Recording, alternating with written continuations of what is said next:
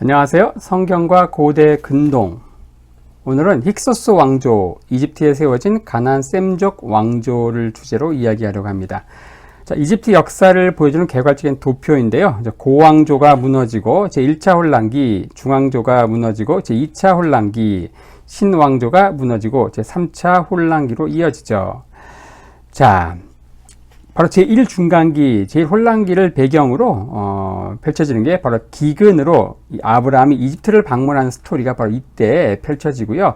그리고 중왕조 이때에 바로 요셉이 노예로 팔려가고 그리고 총리가 되고 또 야곱의 권속들이 이집트로 이제 이주해 오는 스토리가 바로 이 중왕조 시대를 이제 배경으로 하죠.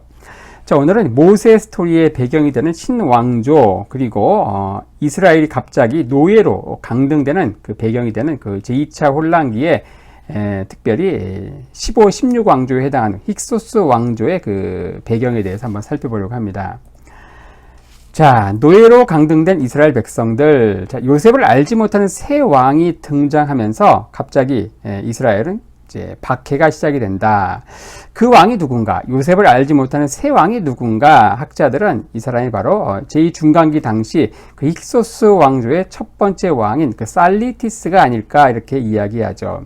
이때가 대략 주전 1730년경이고 이때는 이제 요셉이 죽고 나서 75년 후가 됩니다. 요셉이 죽은 게 주전 한 1805년경이거든요. 자, 출애굽기 1장 8절에 보면은 요셉을 알지 못하는 새 왕이 일어나서 애굽을 다스리더니 이런 말씀이 있습니다. 여기에 해당하는 그 히브리어 단어가 이제 전치사가 이제 알이라는 전치사를 쓰고 있는데, 자, 이 전치사는 주로 이 무력을 통한 왕위 찬탈, 쿠데타 이런 경우에 사용되거든요. 어떤 평화로운 왕위 계승 때는 잘 사용되지 않는 전치사입니다. 이 왕위 찬탈과 이 힉소스 왕조는 잘 이제 매치가 되죠. 이 힉소스 왕조는 이 가나안 셈족이 이 이집트가 제2차 혼란기, 이런 그 중간기의 혼란 상황에서 나일강 삼각주에 세운 외부 통치자, 또 이집트 입장에서 보면 오랑캐 왕조인 것이죠. 그 요셉을 알지 못하는 새 왕조 등장과 함께 하루아침에 이스라엘 백성들은 노예로 강등되는 이제 그런 역사가 펼쳐지죠. 자, 이들이 왜 노예로 강등되었는가? 출애굽기 1장 8절에 9절에서 이제 11절에 보면 이런 말씀이 있네요. 자, 이스라엘 자손이 우리보다 많고 강하다. 그리고 두 번째, 전쟁이 일어날 때 우리 대적과 합하여서 우리가 싸우고 이 땅에서 나갈까 염려하는 이야기가 나옵니다. 그래서 이들을 이제 국고성 비돔과 라암셋을 건축하게 하는, 노예로 만들어가지고 이제 강제 노역을 시키는 이야기가 나오죠.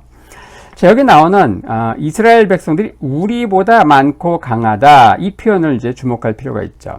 자, 이스라엘 백성들이 아무리 많아도 이집트 원주민보다는 많을 수가 없죠. 하지만 지금 말씀드린 이 힉소스 왕조는 가나안, 그러니까 이스라엘 그 가나안 땅에서 밀려 넘어온 사람들이에요. 그러니까 소수의 가나안 지배층이 다수의 그 이집트 본토인을 통치한 왕조이거든요. 그러니까 이스라엘 백성들이 이 힉소스 통치자보다는 많을 수 있다는 것이죠. 자, 그리고 두 번째로 전쟁이 일어날 때 우리 대적과 합하여 싸우고 나갈까 염려하는 이야기.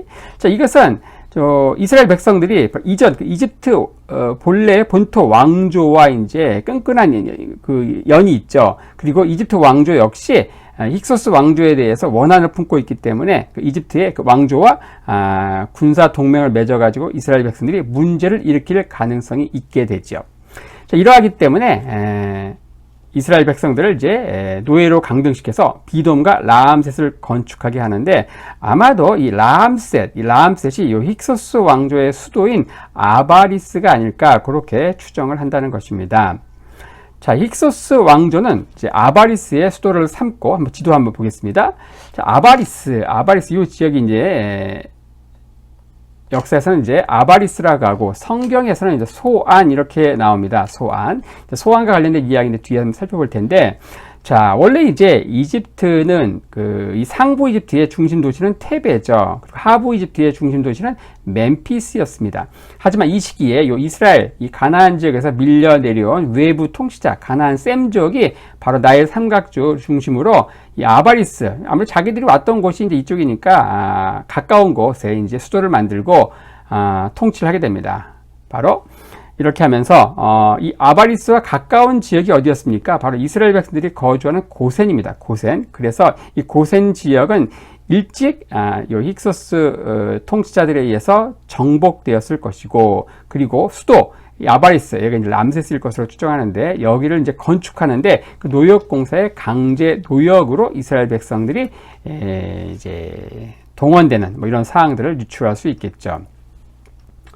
자, 이제 그 이후에 펼쳐지는 게 뭔가, 바로 남아 살해 명령이 떨어집니다. 출애굽기 1장 15, 16절에 보면은 애굽 왕이 히브리 산파 십부라라 하는 자와 부하라 하는 자에게 일러 가로되, 너희는 히브리 여인을 위하여 조산할 때에 살펴서 남자여든 죽이고 여자여든 살려두라. 자, 남자가 태어나면 이제 죽이라는 명령이 산파에게 주어지는데, 아마도 이 명령, 이 남아 살해 명령을 내린 이 파라오는 아마도 힉소스를 추방한 18왕조 초기의 파라오일 것으로 추정을 합니다.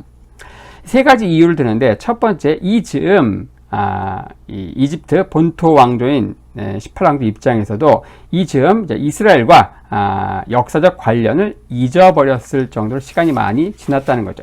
받은 은혜를 다 잊어버렸다는 거예요. 자, 두 번째로 이집트인들 입장에서 그들이 증오하는 힉소스 왕조와 이스라엘 백성들은 같은 이 가나안의 셈족, 같은 동족이라는 거죠. 그들이 증오한 힉소스와 이스라엘 같은 민족이라는 거예요. 그리고 세 번째로 이 즈음 이스라엘 인구 증가는 이제 폭발적으로 이제 늘어나서 이제 이집트 본토인들이 볼 때에도 어떤 무시할 수 없는 그 수준에 이르렀다. 뭐 이런 배경에서 아마 남아 살해 명령이 떨어졌을 것이다. 이렇게 추정을 합니다. 이러한 굉장히 살벌한 상황에서 모세가 태어나는데, 그때는 아마도 이제 주전 1526년경이 아닐까 추정을 하죠. 자, 출애굽이 있었던 해가 주전 1446년, 요거 이제 몇 번 이야기했죠. 주전 1446년 이때의 출애굽이 있는데, 그 출애굽 당시 모세의 나이가 80세였잖아요. 그래서 거기서 거꾸로 80년을 뒤로 가면은 주전 1526년경이 모세가 출생한 연도가 됩니다. 이때는 이제 이집트 역사에서 바로 18왕조의 아멘호텝 1세의 통치기에 해당합니다. 힉소스 왕조는 우리 이제 중왕조, 한 200년간 이어진 중왕조가 무너지고 제2차 혼란기가 펼쳐지죠. 13에서 17왕조까지 이어지는데, 주전 1786년에서 1570년까지 이어지는 제2차 중간기. 자, 거기에서 13왕조는 굉장히 단명했고, 그런 가운데 쇠퇴한 중앙 권력으로 인해서 나일 삼각주에는 가나안에서 넘어온 이 아시아계 셈족들의 이제 유입이 굉장히 많은 거죠. 마치 미국의 히스패닉, 이 멕시코나 이런 데 통해서 많은 이제 히스패닉 난민들이 막 들어오는 이런 상황하고 비슷하죠. 결국 이들은 이제 권력을 장악해서 나일 삼각주의 왕국을 건설하는데, 그게 바로 힉소스 왕조다. 역사에서는 15, 16 왕조에 해당하고요. 힉소스라는 말은 이제 이집트 말로 외국 통치자, 우리로 얘기하면 오랑캐, 그쯤에 해당하죠. 자, 이들은 이제 말, 전차, 강궁으로 불리는 신무기를 가지고 이 하부 이집트를 정복해 나가고, 아바리스, 성경에 소환이라고 나온다고 했죠. 아바리스의 강력한 요새를 만들어서 수도를 삼고요. 그리고 지도와 함께 볼 텐데, 바로 이 아바리스, 여기에 이제 수도를 삼고, 그리고 자신들이 왔던 이 가나안 지역에 이 하솔이라고 하는 지역이 있습니다. 카솔의 제2수도를 만들고요. 자, 이를 근거로 해가지고 이 하부 이집트, 그리고 시내 반도, 그리고 팔레스타인, 이스라엘 이 지역을 이제 아우르는 왕조가 바로 15, 16왕조, 별명으로 힉소스 왕조라고 불리는 이제 왕조가 됩니다. 제2차 혼란기, 제2차 중간기에 해당하죠. 자, 그리고 이 상부 이집트 같은 경우는 조공을 바치면서 이제 겨우 독립을 유지했지만 직접적인 통치는 하지 않죠. 거리가 멀기 때문에. 하지만 이제 매년 조공을 바치면서 복속의 뜻을 이제 표한 것으로 이제 만족을 했습니다. 뭐 힉소스 왕조와 관련된 이제 간접적인 언급들이 성경에 나오는데 바로 민수기 13장 22절에 헤브론은 애굽 소안보다 7년 전에 세운 곳이다. 애굽, 이집트의 그 소안, 여기가 이제 바로 아바리스, 힉소스 왕조의 수도였던 아바리스거든요. 헤브론을 이제 정복하는, 가나안 정복 전쟁에서 헤브론을 정복하는 스토리에서 이 헤브론을 비교하면서 애굽 소안보다 7년 전에 세워진 곳이다. 이렇게 표현하고 있습니다. 이 애굽 소안은 어떤 곳이에요? 바로 이 가나안 사람들이 이제 가나안 셈족, 자신들이 이집트에 가서 왕조를 세운 힉소스 왕조의 수도가 있는 곳이잖아요. 바로 그 소안과 비교해가지고 이제 헤브론의 연도를 이야기하는 일종의 연호와 같이 사용되고 있는 것을 이제 볼 수 있죠. 얼마나 이제 이 힉소스 왕조를 자랑스럽게 생각했는가, 이 가나안 셈족들이 뭐 그런 것들을 엿볼 수 있고요. 그리고 이제 이 가나안 지역에 제2 수도로서 하솔이 있었다고 했죠. 하솔. 근데 여호수아 11장 10절에 보면 하솔은 본래 가나안의 머리였다 이런 표현이 나옵니다. 바로 여호수아가 이 하솔을 중심으로 한 가나안 연합군을 이제 격파하고 그 연합군 선봉에 섰던 하솔을 불태우는데 여호수아서에 보면 이제 하솔은 본래 가나안의 머리였다 이런 표현이 나옵니다. 이것은 바로 힉소스 왕조 당시에 가나안 지역에서는 이제 일종의 제2 수도 역할을 했던 그 하솔, 가나안의 머리였다 이런 표현이 바로 힉소스 왕조 당시에 잘 나갔던 이 하솔과 관련된 역사적 배경 이런 데서 나온 표현이라는 것이죠. 자, 힉소스 왕조에 대해 좀 살펴볼 텐데, 힉소스 왕조는 15, 16왕조에 해당하고, 15왕조의 첫 군주가 살리티스라고 하죠. 15, 16왕조로 이어지고 한 150여 년 통치하게 되는데, 그때가 주전 1720년에서 1570년쯤 되지요. 자, 이들은 이제 이집트식 복장을 하면서 이집트 문화를 굉장히 존중하면서 나중에 점차 이집트 문화에 동화되어 나갑니다. 그리고 자신들이 섬기는 최고 신은 바알 신이거든요. 근데 이집트에서 그 세트라고 하는 신을 바알과 동일시하면서 숭배합니다. 이집트인들은 원래 태양신 레를 이제 숭배했기 때문에 이들은 이제 태양신 숭배도 하면서 문화를 존중했죠. 이것은 아무래도 이 토착민의 그 저항을 무마할 이제 목적이었던 것으로 보입니다. 자, 이집트인들은 이제 외부 통치자인 힉소스의 통치를 재앙으로 종종 표현하는데 또 다른 측면에서 보면 이게 힉소스의 통치가 당시 침체해 가던 고대 이집트 문명에 새로운 활기를 불어넣은 측면도 상당히 강하다는 거죠. 특히 이제 테베를 중심으로 힉소스를 쫓아내는 그 해방 전쟁 막바지에 많은 신무기들이 등장하거든요. 그리고 힉소스를 몰아낸 이후에 등장한 이 신왕국은 신왕국의 이집트는 굉장히 그 군사 강국으로 이제 우뚝 서고 나아가 이제 남쪽으로는 누비아 그리고 가나안 지역까지 다 아우르는 제국 시대로 넘어가는데 크게 일조를 했다. 그리고 이 힉소스인들이 쌓은 그 축성술 이것도 이집트에 고스란히 전수가 됐죠. 무엇보다 인류 문명사에서 영원히 남을 이 평화의 발명품이 있는데 힉소스들이 만든 수직 배틀을 이용한 방적과 직조술 그리고 오보에, 탬버린 등의 이 악기들도 바로 이 이집트에 그대로 전수가 됩니다. 힉소스인들을 이제 몰아내기 위해서 그 독립운동 선봉에 섰던 그 왕조가 바로 17왕조죠. 바로 테베를 중심으로 한 이제 해방 전쟁이 펼쳐지는데 이 테베가 반 힉소스 운동의 중심지에 서게 됩니다. 왜냐? 바로 여기는 이 힉소스의 수도인 아바리스와 한 600km 거리에 굉장히 먼 그런 그 이점이 있는 것이죠. 바로 힉소스의 수도인 아바리스, 바로 테베, 여기는 거의 600km나 되는 굉장히 먼 거리였고 해마다 이제 조공만 바치면서 마치 복종하는 척하면서 이제 힘을 비축해 가지고 반 힉소스 운동의 선봉에 섰다. 특히 이제 17왕조에서 세켄엘레라고 하는 파라오가 등장하면서 이 독립운동은 더욱 노골화되죠. 이 세켄엘레의 그 미이라가 발견되었는데 지금 보시는 대로 전투용 도끼의 이마 두 군데가 이제 찍혀 있죠. 미이라의 그 처참한 상흔 이런 것들을 볼 때 당시 어떤 그 힉소스와의 치열한 전투 중에 장렬하게 이렇게 전사한 것으로 보인다는 거죠. 이 세켄헬레가 갑자기 전사하면서 17왕조의 테베는 절체절명의 위기에 처하게 되지만 그 미망인인 그 아흐호트페가 이를 이제 살려냅니다.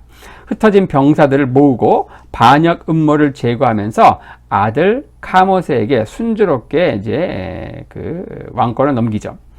카모세는 이제 왕이 되지만 파라오가 되지만 이제 힉소스 왕의 수도인 아바리스를 급습하죠. 하지만 힉소스 왕들을 언제 쫓아내고 해방의 그 과업은 동생이자 후계자인 그 아흐모세가 달성합니다. 이 아흐모세를 시작으로 이집트의 위대한 이제 왕조인 신왕조가 이제 등장하게 되는데 바로 아흐모세, 아메노텝 1세, 투트모세 1세, 투트모세 2세, 핫셉수트, 투트모세 3세, 아메노텝 2세, 투트모세 4세로 이어지는 18왕조 신왕국 초기의 파라오들의 명단을 이제 보고 계시는데, 자, 이 아흐모세 같은 경우는 바로 18왕조의 창건자이다. 그는 이제 17왕조 마지막 왕이었던 카모세의 형제죠. 아까 보셨던 그 세켄헬레의 두 번째 아들입니다. 이 아흐모세는 선왕들의 힉소스 추방 정책을 마침내 완수하게 되는데, 그는 이전 그 파라오와 달리 굉장히 호전적인 기질이 아니었습니다. 굉장히 냉철하고 빈틈없는 스타일로 10년간 이 해방 전쟁을 철두철미하게 준비하죠. 그는 전차와 함대를 준비하고 이를 위해서 많은 세금을 걷어들이는데 백성들도 이를 이제 잘 참아냅니다. 그는 직업 군인 출신으로 보병대 최하위급에 입대해서 나중에 이제 총사령관이 되면서 어떤 군대 통솔의 달인이었다고 전해집니다. 마침내 힉소스 왕조의 수도인 아바리스를 접수하고 다시는 그들이 이제 이집트에 넘보지 못하도록 하기 위해서 팔레스타인까지 아바리스를 접수하고 이제 이 팔레스타인까지 추격해가지고 국경 도시인 사루엔 여기를 파괴하고 주민들을 완전히 몰살했다는 것이죠. 그리고 수도 테베로 입성을 하게 된다. 그리고 당연히 위대한 파라오로 이집트 국민들의 백성들의 열렬한 환호를 받게 되죠. 그래서 이집트인들에게 위대한 해방자라고 하는 이제 별명을 갖고 있는 사람이 바로 18왕조의 창건자인 그 아흐모세다. 이후에 이제 이 아흐모세는 이제 이집트가 아시아의 세력을 뻗치는 이제 계기를 마련하는데, 치세 말기에는 이 가나안 지역을 이집트 영토로 편입을 시키고 이후 이제 남쪽으로 제2폭포까지 내려가 가지고 결국 이제 이집트의 영토를 남북으로 굉장히 광활한 대제국을 이제 시대를 펼쳐 나가는 게 바로 18왕조의 창건자인 이 아흐모세라는 것이죠. 자, 뒤를 이어서 아멘호텝 1세가 등장하는데 바로 그는 이제 왕권 강화를 마무리하고 남쪽으로 누비아 원정을 하고 서쪽으로 리비아인들의 그 침입을 격퇴하죠. 하지만 그가 죽고 나서 잠재된 그 신왕조의 위기가 부각됩니다. 이 후사 문제인데요. 아들이 없는 거예요, 자녀가. 그래서 왕가의 여성이 어떤 걸출한 장군과 결혼해서 투트모세 1세라는 이름으로 즉위하게 되죠. 바로 투트모세 1세가 이제 세 번째 파라오인데, 자, 그는 시리아와 이 팔레스타인 지역으로 깊숙이 공격해 승리에 들어가고, 그 이후 이제 18왕조 수많은 이제 파라오들이 바로 시리아, 팔레스타인 침략을 계속 강행하게 되는데, 그 신호탄이 되는 게 바로 이 투트모세 1세의 공격인 것이죠. 그에게는 이제 딸 핫셉수트밖에 없었기 때문에 역시 이제 후계자 문제가 발생을 하게 됐죠. 아들이 없었다. 딸은 당시에 왕위 계승권에서 제외됐기 때문에 이 핫셉수트가 둘째 부인의 아들, 그러니까 이 핫셉수트 입장에서는 이복 남매와 결혼해서 그 사람이 바로 투트모세 2세라는 이름으로 즉위하게 되죠. 이 투트모세 1세와 관련해서 또 꼭 기억해야 되는 게 바로 왕가의 계곡이라고 하는 굉장히 유명한 이제 유물입니다. 이집트 역사에서 이 피라미드를 도굴하는 이 도굴의 역사는 이 파라오 역사와 함께한다고 할 정도로 굉장히 이제 유서가 깊은데, 이 파라오는 이 내세의 영생을 믿었기 때문에 자신의 유해를 지키는데 엄청난 시간과 재화를 투자했죠.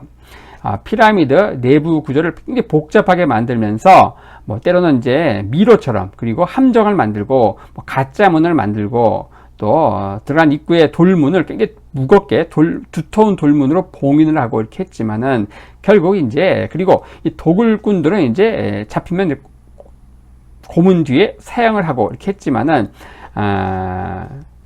이 도굴꾼의 손을 이제 피하지 못하게 되죠. 이 도굴꾼에게도 대담함과 이제 그 지혜가 이제 있는 거예요. 바로 굉장히 웅장하고 튼튼한 이 피라미드는 도굴꾼에게 확실하게 노출된 표적이었죠. 그리고 피라미드 규모가 크면 클수록 이 도굴꾼에게도 일종의 도전 의식을 유발하는 것인데, 자, 그래서 중왕조의 12왕조 이후에 피라미드 건설을 기피하게 되죠. 왜냐, 이 도굴꾼들이 다 터니까. 하지만 신왕조의 투트모스 1세가 어떻게 하는가? 이 도굴꾼의 손을 피하기 위해서 18왕조의 파라오들이 이제 묻힐 비밀 분묘를 만들게 되는데, 그게 바로 이제 왕가의 계곡이라고 합니다. 지금 보시는 건데요. 왕가의 계곡. 이 투트모스 1세는 이제 굉장히 비밀스러운 영면 장소를 물색하도록 명령을 하는데, 이걸 수행하는 사람이 바로 건축가인 이레니가 합니다. 지금 보신 대로 왕가의 계곡이 이제 결국 발견이 되어서, 자, 이것은 사람이 이제 접근하기 힘든 소란스러운 인간 세상과는 동떨어진 어떤 내세의 평온만이 지배하는 곳이고, 또 장렬하는 태양 외엔 풀 한 폭이 자라지 않는 곳이고, 또 저승세계의 기운이 감도는 굉장히 신비한 장소였습니다. 자, 바로 여기에 이제 18왕조의 왕들이 대대로 이제 묻혔는데, 뭐 어느 정도 성공한 듯 보였습니다. 초기에는. 하지만 점차 이 파라오의 권력은 쇠약해지고, 그런 가운데 시간이 지나면서 도굴꾼의 기술은 나날이 발전하는 거죠. 그러면서 결국 도굴꾼이 이기는 게임이었다는 거예요. 나중에는 국가 권력자가 도굴에 나설 정도였는데, 이 도굴로 대대로 먹고 사는 마을과 가문이 수천 년간 내려오기도 했다는 겁니다. 이 왕가의 계곡이 1870년, 80년대에 발견되게 된 경위가 굉장히 흥미롭습니다. 당시 이제 이집트는 이제 영국의 보호령이었는데, 그 암시장에 굉장히 귀중한, 전에 보지 못한 귀중한 보물들이 눈에 띄게 막 증가하는 거예요. 그러면서 이제 이 보물을 이제 소장하게 된 유럽인들은 많이 좋아했지만, 그런 가운데 양식 있는 학자들은 이제 이런 상황들을 굉장히 안타까워했습니다. 이런 가운데 이 출처를 찾기 위한 조사가 이제 시작이 됐는데, 결국 부단한 노력 끝에 이 아랍인 한 명이 붙잡힙니다. 그 사람이 바로 무하마드 아흐마드 압둘 라술이라고 하는 사람인데, 이 사람은 마을에 굉장히 존경받는 집안 출신이었다. 그리고 이 조사 과정에서 더 놀라운 사실이 밝혀지는데, 이 사람이 이제 속해 있는 마을 주민 전부가 도굴꾼이었고, 그의 집안은 이 도굴꾼 가문에서도 상당히 명문가였다는 거예요. 특히 이제 주전 13세기부터 이 도굴을 생업으로 해왔던 집안, 그러니까 거의 600년, 700년 이상 도굴로 먹고 사는 마을이고 이제 가문이었다는 거예요. 이 사람이 잡혔고 결국 적나라한 폭로의 대가로 엄청난 포상금이 주어지죠. 그리고 이제 이 사람을 정식으로 고대 유물 보존국에 근무하도록 이제 하게 되는데, 자, 그것은 이제 이런 그 불법 유통의 고리를 끊고 조상 대대로 내려온 이 전수받은 기술을 썩히는 게 너무 아깝다고 생각했기 때문인데, 이것은 마치 어떤 그 유명한 해커를 이 정부의 정보통신부 장관으로 픽업하는 거하고 상당히 비슷한 그런 케이스입니다. 도굴꾼 일족이 발견한 그 왕가의 계곡으로 이제 이 사람은 이제 안내하는 거예요. 결국 여기에서 이제 신왕국 파라오들의 미이라들을 다 발견하게 됐는데, 이를 발견한 이제 초기 이 발견자들은 결국 이제 숨 막힐 정도의 놀라운 발견이었다. 뭐 이렇게 하면서 이 투트모스 1세가 만든 이 비밀 분묘인 왕가의 계곡도 결국 다 털린 상태에서 결국 이제 이런 조사 과정을 통해서 결국 이제 밝혀지게 되는 흥미진진한 스토리가 펼쳐지는 것이죠. 자, 오늘은 이제 제2차 중간기에서 힉소스 왕조 그리고 신왕국 18왕조의 초기 파라오들의 역사에 대해서 간략히 한번 살펴봤습니다.